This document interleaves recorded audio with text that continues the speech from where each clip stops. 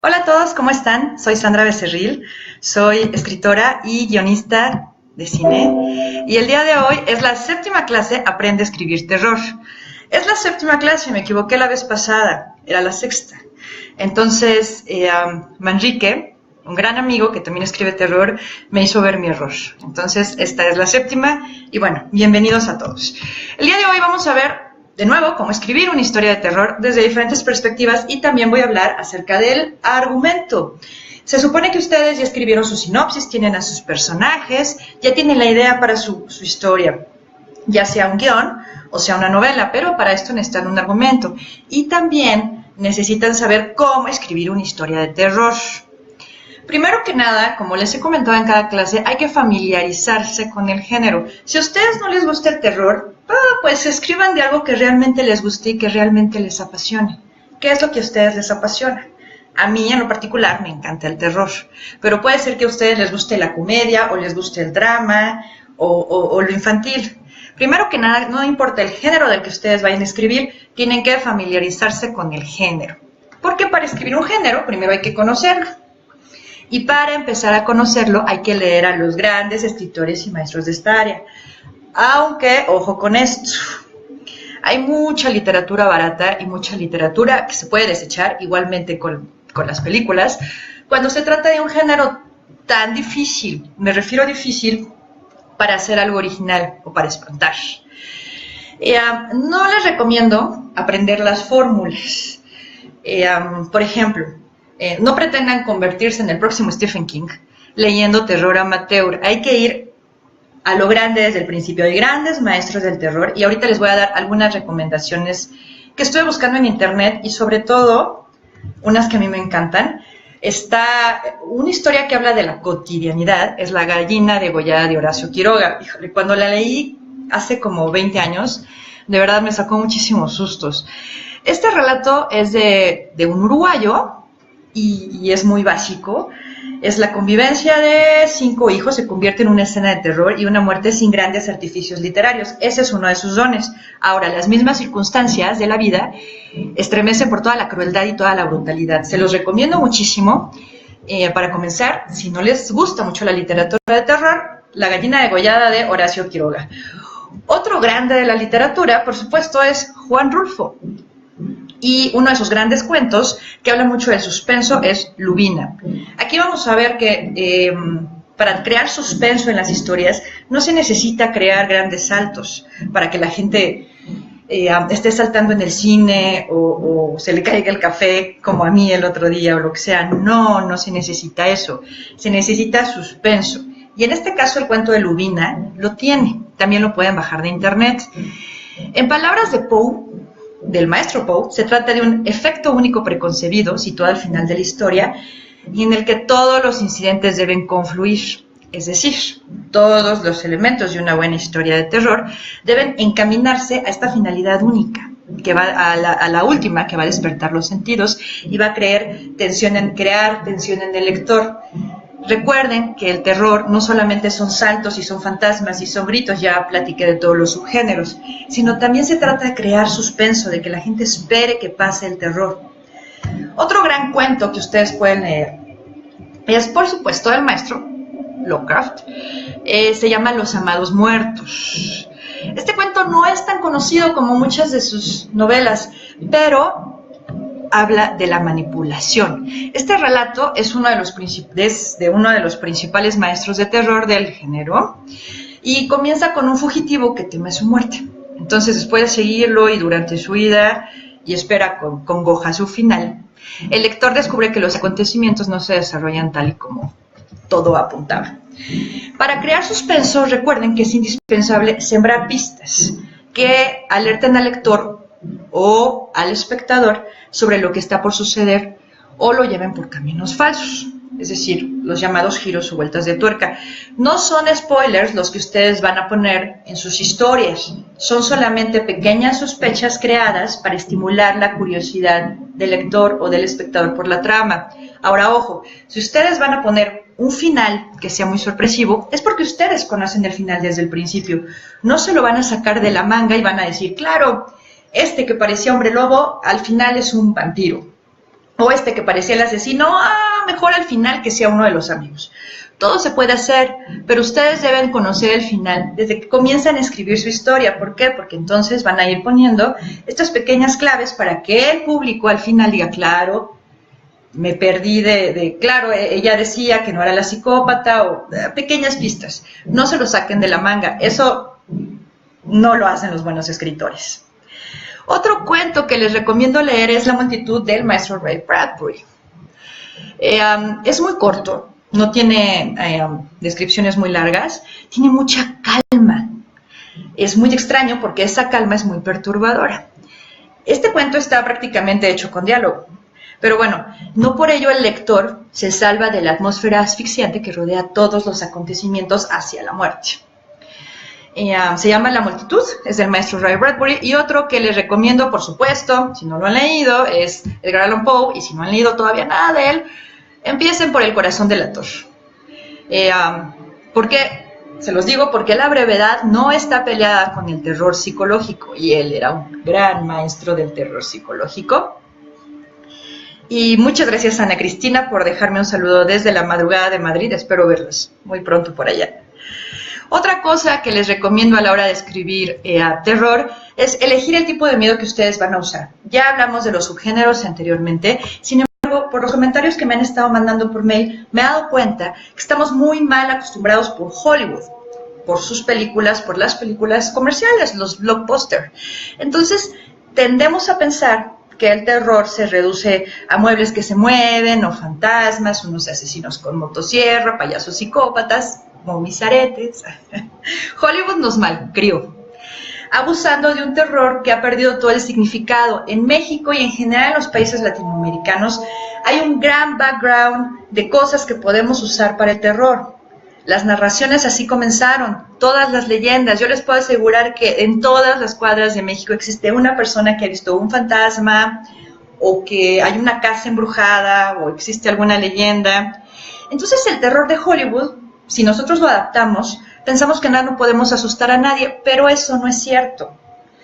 De ahí sucede que vengan tantos reboots de muchas películas. Cuando ustedes vayan a escribir, no se vayan a lo típico, lo cual no quiere decir que no sea realmente bueno, pero ya que ustedes tienen la oportunidad de crear un mundo y lo tienen en sus manos, me emociona mucho porque es muy emocionante crear mundos, pueden indagar un poquito más en otros subgéneros de terror hasta que den con uno que les lata, que digan, claro, este es mi subgénero. Hay muchas formas de desatar ese instinto primario que conocemos como miedo.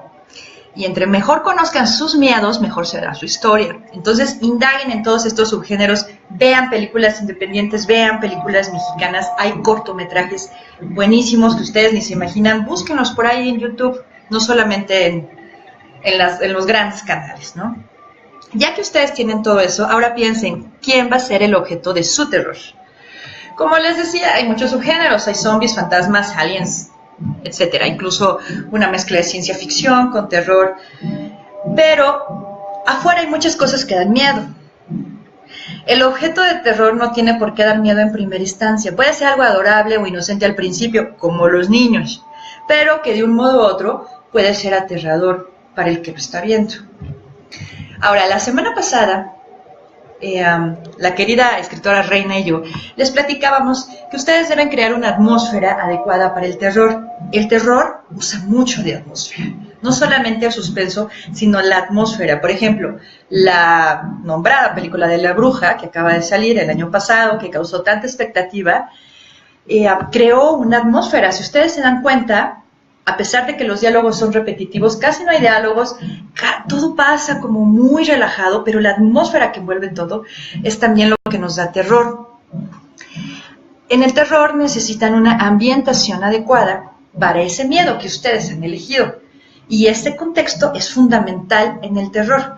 Y ahora aprovechen, ustedes que son escritores o que van a iniciarse, pueden situar a los personajes en cualquier escenario posible, en cualquiera que ustedes imaginen. Pueden hacer ciertas combinaciones terroríficas o pueden jugar con ellas. Por ejemplo, quieren hablar de una niña en una fiesta de pijamas y bueno, eso no da ningún miedo a lo mejor, pero si colocamos a esa niña en un psiquiátrico, Entonces, pues, todo va a cambiar. Ustedes jueguen con todo eso, ¿no? Jueguen con sus personajes muchísimo, jueguen con los conflictos de sus personajes, piensen muy bien cuál es el conflicto de su personaje y cuál es la meta que quiere llegar. Por supuesto, cuáles son las piedras que ustedes le van a poner en el camino para que llegue allá. Ahora, otra alternativa que ustedes tienen para inspirarse el día de hoy con todo y sol es jugar con el escenario. De manera que los personajes no tengan escapatoria, pero piensen más allá del escenario donde no hay señal en el celular o donde están perdidos. No hay mucho más allá que las cabañas perdidas en la ventisca. Imaginen ustedes un personaje que de pronto aparece en un lugar del que no puede salir, como pasa en la película de Saw, la primera. No sabe cómo llegó ahí, no sabe dónde está, no sabe absolutamente nada, pero ustedes sí lo deben saber. Entonces, estos personajes van a tener que resolver este enigma, que es lo que va a atrapar al lector o al espectador. Ahora, construyan personajes fuertes y explótenlos, llévenlos hasta el extremo, que no les dé miedo a ustedes llevarlos a un extremo al que ustedes no llegarían. Tienen la oportunidad de crear un mundo, aprovechenlo. Hagan que sus personajes vivan situaciones extremas, pónganlos al límite y entonces ustedes los van a mostrar tal y como son. Recuerden, por supuesto, que el suspenso nos va a ir llevando gradualmente, va increciendo, hasta que al final sea un grito de pánico o un grito de sorpresa. ¿Recuerdan ustedes Sexto Sentido? Eso fue lo que pasó. Nos iba llevando de la mano con el niño y con el psicólogo. Aguas que aquí hay un spoiler, si ustedes no lo han visto, que no creo, pero hay un spoiler. Nos va llevando de la mano, viendo algunos fantasmas con el niño y nos va llevando a través de su angustia, pero ese grito al final de ¡oh! ¡Estaba muerto! Yo no lo olvido. Me acuerdo que estaba en el cine y todo el mundo fue así. ¡Oh! Ese es el grito que nosotros queremos buscar. El grito donde el público estalla, porque el terror necesita preparación y un tono para inquietar al lector o al espectador. Ahora, tener al espectador comiéndose las uñas durante la mayor parte del tiempo es un buen síntoma. Tener al lector saltando durante media hora y que después deje de saltar y se aburra es algo muy malo, como pasó con Annabelle, que ahora viene la segunda parte, no sé si le van a dar otra oportunidad, yo no. Pero, por ejemplo, en ese tipo de películas saltaban y saltaban y saltaban y no pasaba nada. Sin embargo, otro tipo de películas como La Bruja nos iba preparando para inquietarnos para un final. Desgraciadamente, o muy divertido, las historias de miedo no suelen tener un final feliz. A veces tienen finales abiertos. Digo, tampoco pasa nada si termina bien, siempre y cuando haya ciertos sacrificios del protagonista. Recuerden, los protagonistas tienen que pasar por algo terrible. Esta es la auténtica experiencia de terror. Y bueno, muchas gracias a todos los que ya andan por aquí. Nada más como un aviso parroquial para poder pasar al siguiente tema. Les comento que... sí, los invito a leer mi columna en cupa.com.mx, que habla de literatura, no solo de terror, y ver las clases que imparto en la plataforma de Your Mind, por si quieren checarlo por ahí. Ahí está, en la información. Ahora, hay unos consejos muy básicos para escribir terror que he estado recopilando desde con diferentes escritores de terror, tanto guionistas como escritores, y tienen algo en común, que son los que les voy a decir. El primero es acercarse a la realidad. ¿Por qué? Porque el lector o el espectador se asusta más y se identifica más si el protagonista o los personajes principales son cercanos a su realidad. Pueden pensar que son sus hijos, que a ellos sí les puede pasar, que son ellos mismos. Sin embargo, si la historia se desarrolla en un lugar muy difícil, con reglas muy difíciles, o no está bien escrito, o los personajes principales son muy excéntricos y atípicos, bueno, hasta da gusto que los maten. Cuando ustedes están viendo, por ejemplo, una película de stalkers y matan a alguien que a ustedes les cae bien, sí se siente feo, dicen, ay, qué mala onda, mataron al nerdo, ay, qué mala onda, pero también hay algunos que matan y nadie se acuerda, es más, tú pides que los maten, y si son sus protagonistas, ese no es un buen síntoma. Entonces, para evitar este fracaso, lo mejor es que se ciñan a la realidad, esta realidad que todos conocemos, no la que cada quien tiene en su mente, y a la que estamos acostumbrados. Una vez que nuestro lector o que nuestro espectador está cómodo, entonces podemos empezar a distorsionar esta realidad, como irla moldeando, para que el lector o el espectador se vaya moldeando con nosotros. Ese es un tip. Otro tip es ser paciente. ¿A qué me refiero con esto? A que ustedes pueden introducir sus personajes y sus situaciones gradualmente, para que el espectador los vaya conociendo poco a poco. Porque por lo general, sobre todo en novelas de terror, una historia de miedo precisa una larga introducción, pero es muy difícil respirar terror sin una buena contextualización. Es decir, vayan presentando a los personajes y a las situaciones poco a poco. Ahora, otro de los tips de los que estuve platicando con otros escritores es que la sangre y el miedo van de la mano. ¿A qué me refiero con esto? Si ustedes no encuentran algo suficientemente terrorífico para su historia, prueben con algo muy asqueroso. Así es, así como lo escuchan. Porque, hablando de sangre, de estripaderos y demás, van muy a menudo de la mano con el terror, y por lo general la sangre y demás desembocan en el terror o viceversa. Por ejemplo, a mí me dan fobia las ratas, una cosa horrible, hasta me cuesta trabajo hablar de ellas. Me da mucho miedo, me da mucho asco. Si me cuesta trabajo de pronto evocar el miedo en el lector, puedo usar ese recurso. Le intento evocar asco, le intento recordar este miedo, y entonces la emoción ya lo tienes en bandeja de plata. Piensen ustedes en todas las fobias que tienen.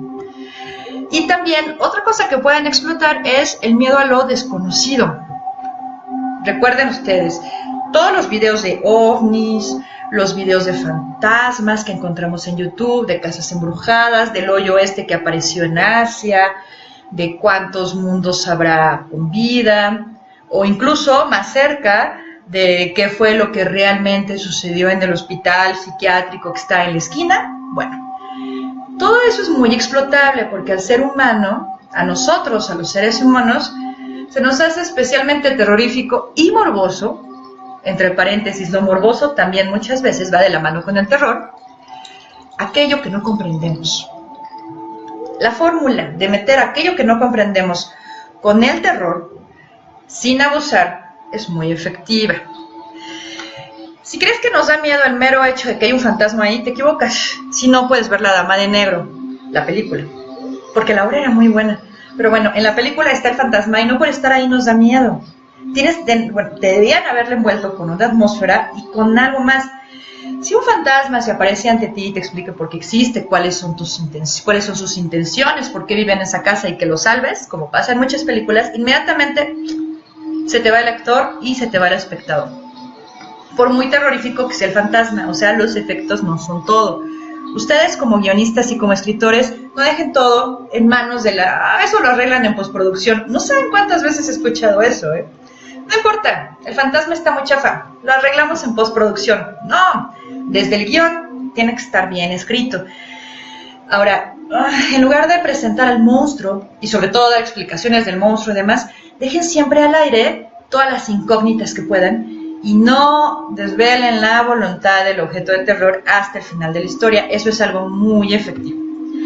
Entonces, comiencen a escribir terror desde hoy. Y no dejen de hacerlo. Muchos saludos a Fernando Flores, a César Trujillo, a Fabián Rivera y a Jacqueline Delgado, que andan por acá. Y a continuación voy a hablar de algo que también nos da mucho terror hacer, que es el argumento guionístico. ¿Por qué nos da terror? Porque a muchos nos da flojera hacerlo. Porque muchos pensamos que podemos ir de nuestra super idea a escribir directo en el guión o en la novela. Se puede hacer si tienen mucha experiencia o si tienen mucha prisa en entregar, pero lo mejor es hacer un argumento guionístico. Ahora, ya hablé hace 3 clases más o menos de lo que es una sinopsis. Y ahora tienen que hacer un argumento. Yo les digo otra vez la diferencia entre sinopsis y argumento. La sinopsis es muy breve. Por ejemplo, ustedes entran en algún concurso de guión o de novela. Bueno, por lo general piden una sinopsis breve, que es a lo mucho de 1 cuartilla, o quizá una sinopsis larga que más o menos va de las 3 a las 5 cuartillas. Pero En muchas ocasiones se necesita un argumento. Un argumento para un primer tratamiento del guión. Un argumento puede ir de las 5 cuartillas a veces hasta las 30 cuartillas. Es decir, es una escaleta secuenciada larga. El argumento es para ustedes básicamente también, para que ustedes no se pierdan, para que tengan ya ahí todos los detalles de su historia. Ahora, el argumento debe resolver la mayoría de los cabos sueltos que encontramos en nuestra historia, en nuestra sinopsis. Porque la sinopsis, pues en realidad tiene al protagonista y todo, pero es como muy vaga, ¿no? Pero el argumento te muestra los cabos sueltos y además debe atarlos, los debe desarrollar a un nivel narrativo, con detalle. En el argumento está el detalle. Solo que ustedes quieren escribir una sinopsis y venderla, está muy bien, pero un argumento es mucho más atmosférico y muy descriptivo. Y por supuesto, como en el guión, un argumento, recuerden que siempre está escrito en tiempo presente. No lo escriban en pasado, no lo escriban en futuro, siempre está escrito en tiempo presente. Recuerden que el argumento debe llevar la acción que van a realizar sus personajes, que también van a estar ahí, sus tramas, sus puntos de giro, sus actos, su desarrollo y su final, para que ustedes también conozcan cómo va a terminar su historia. Algunos, para hacer un argumento, primero hacen una escaleta, que son los puntos básicos de cada historia, y a veces es muy detallada, pero sin diálogo. Recuerden, los argumentos no tienen diálogo. Yo sé que muchas veces queremos que nuestros personajes ya empiecen a hablar. Tenemos una frase genial que no queremos que se nos vaya, pues la escriben en otro lado y siguen con su argumento. Y quizá cuando terminen su argumento se van a dar cuenta que esa frase en realidad no servía para uno de los diálogos. Que los diálogos son un problemón de pronto para el cine mexicano y para otro tipo de... Sí, para otro tipo de cines. Pero de eso vamos a hablar la siguiente clase.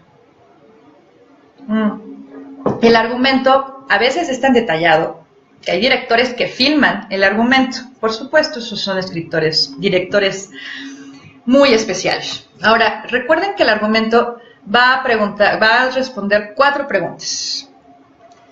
¿Qué? ¿Qué es lo que está pasando? ¿Quién? ¿A quién está sucediendo esto? ¿Cuándo? O sea, lo tienen que ubicar en un tiempo, en un espacio. ¿Cómo y por qué? ¿Cómo le está pasando esto y por qué le está sucediendo esto? En realidad están contando ustedes su película, pero solamente es la 10ª parte de la película. Todavía viene el desarrollo del guión, no se emocionen. Pero ya van muy adelantados si ustedes tienen un argumento. Porque el argumento sirve para convencer de que tienes una historia cinematográfica con los elementos básicos que la forman. Les vuelvo a repetir las preguntas, es ¿qué sucede? ¿A quién? ¿Cuándo? ¿Cómo? ¿Y por qué? Lo más importante, ustedes van a conocer de qué va su historia. En el argumento, ustedes van a ver su capacidad y sus conocimientos para contar una historia con un ritmo para cine. Es decir, recuerden que todos los argumentos y todas las historias van avanzando la acción, nos van mostrando más acción. El cine es ver. Entonces este es como el esqueleto de su historia que van a contar.